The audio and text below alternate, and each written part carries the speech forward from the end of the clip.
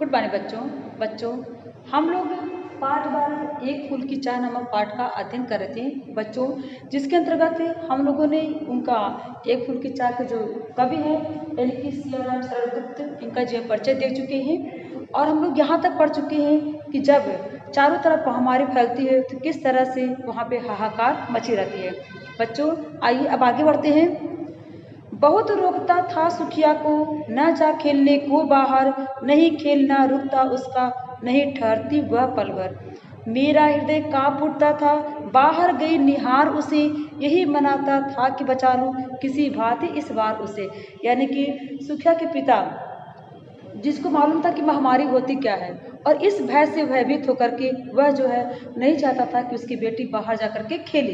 लेकिन वो छोटी सी बच्ची वह कहाँ समझती महामारी क्या होता है और क्यों उसके पिता उसे बाहर जाने से रोकते हैं। वह बार बार बाहर को खेलने वो चली आती थी। तो सुखिया पिता कह रहे हैं कि बहुत रोकता था मैं उसको, यानी कि मैं बार बार उसको बाहर जाने के लिए मना करता था, लेकिन वह मेरी बात नहीं मानती थी। मेरा हृदय कांप उठता था, बाहर गई निहार उसे, यही मनाता था कि बचा लूं किसी बात इस बार उसे। और इतना सुखिया के पिता इतना डरे हुए थे कि वो बार बार ये सोच रहे थे कि कहीं मेरी बेटी भी महामारी की चपेट में ना आ जाए, और हमेशा ये कोशिश करते थे कि किस तरह से वह इस महामारी से अपनी बेटी को बचा लें। भीतर जो डर रहा छिपाए, हाय वही बाहर आया, एक दिवस सुखिया के तन को ताप तप्त मैंने पाया। जर में बिहवल हो बोली वे, क्या जानो किस डर से डर, मुझको देवी के प्रसाद का एक फूल ही दो लाकर। यहाँ पे सुखिया के पिता कह रहे हैं कि जब जिस भय से वो भयभीत थे, जिससे वो डरे हुए थे, किससे डरे हुए थे, वो महामारी से डरे हुए थे। कहीं मेरी बेटी को भी महामारी अपने चपेट में ना ले ले, वह महामारी की गिरफ्त में ना आ जाए, इससे वो डरे हुए थे। लेकिन जो उनका डर था एक दिन उनके सामने आ जाता है। भीतर जो डर रहा छिपाए, हाय वही बाहर आया, यानी कि जो डर था उनका वो बाहर आ गया।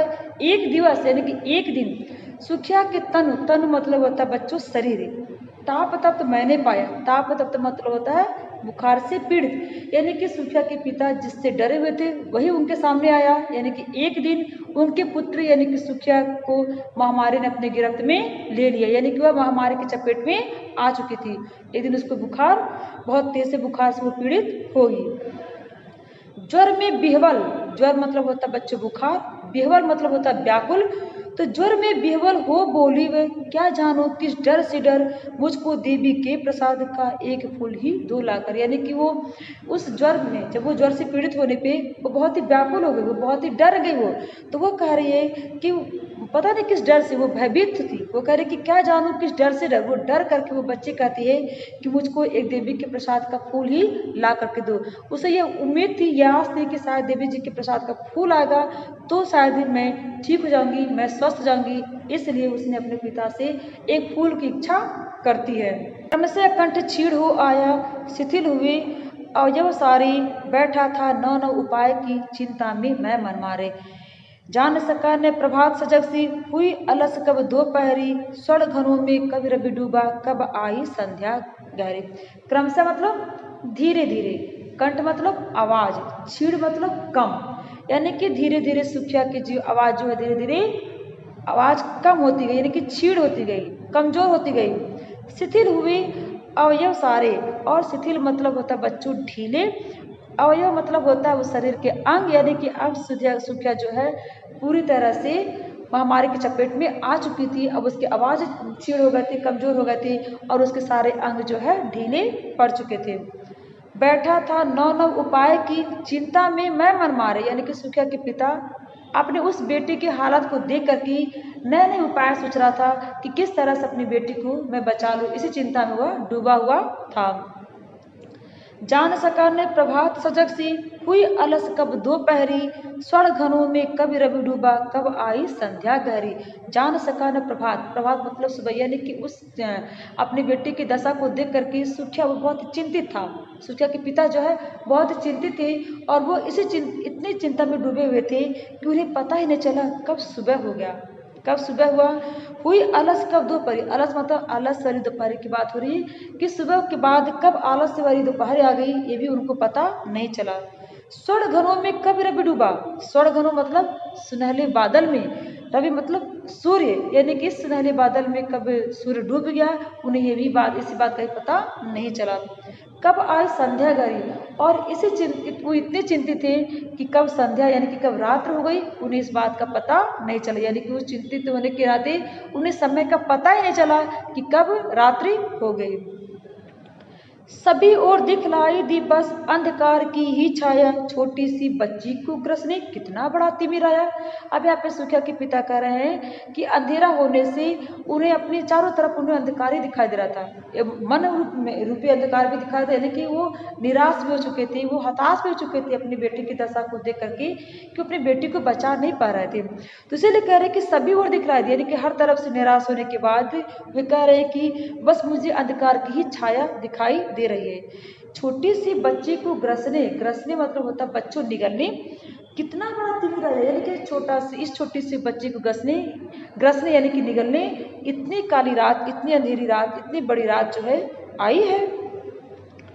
ऊपर विस्तृत महाकाश में जलते से अंगारों से झुलसी सी जाती थी आंखें जगमग जगते तारों से।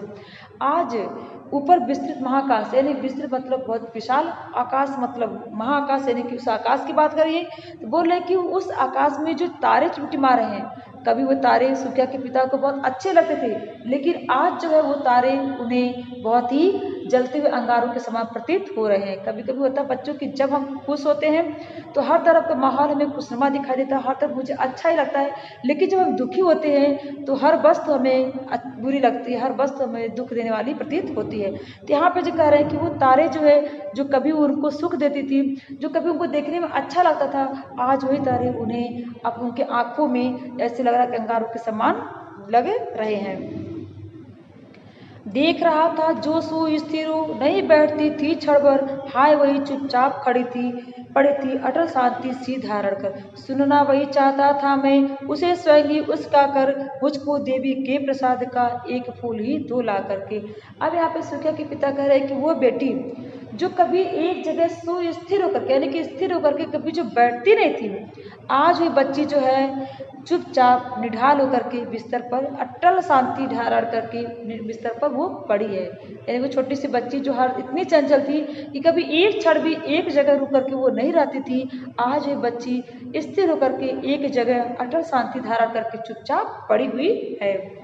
सुनना वही चाहता था मैं उसको स्वयं ही उसका कर, मुझको देवी के प्रसाद का एक फूल भी दो लाकर। अब यहाँ पे सुखिया के पिता कह रहे हैं कि मैं अपने उस बीमार बच्ची को से चाहता था कि मेरी बच्ची कुछ बोले, कुछ कहे, इसीलिए कह रहे कि मैं उसको उकसाना चाहता था, मैं उसको प्रेरित करके करवाना चाहता था ताकि वो कुछ बोले, कुछ शब्द बोले, इतना ही बोल दे कि मुझे देवी के प्रसाद का फूल ला दे, यही शब्द बोल दे और वो कुछ तो बोले। इस तरह से उसके पिता उससे उस बच्ची को उकसाने की कोशिश करते हैं। बच्चों आज के लिए इतना ही, आगे कल हम लोग इसका आगे का पढ़ेंगे। तो आज के लिए इतना ही बच्चों, धन्यवाद।